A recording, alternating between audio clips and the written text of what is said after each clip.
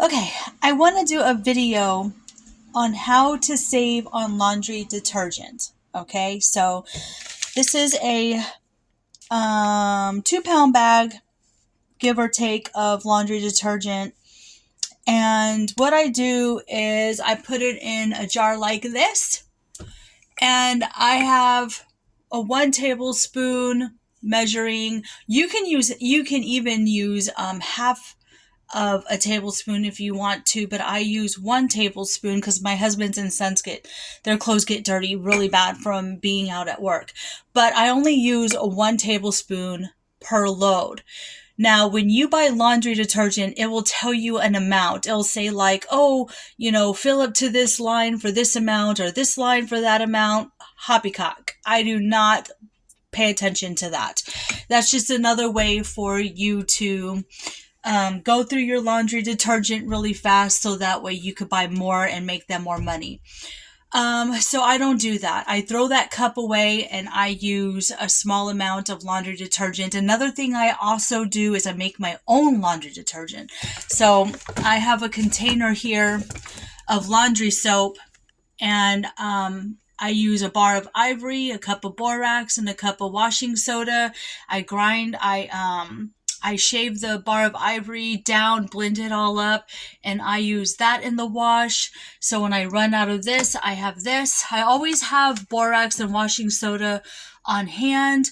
And then I also have a liquid one. So you can also use, I've made Dawn soap, laundry detergent before, and that's in another video. If you want to check it out, you can, and it shows you on how to make Dawn liquid laundry soap and how much to use. Now, if you have, okay, so my washer is not one of those new washers that's fancy or anything like that, because Dawn soap or any type of stuff like that, it can clog your washer.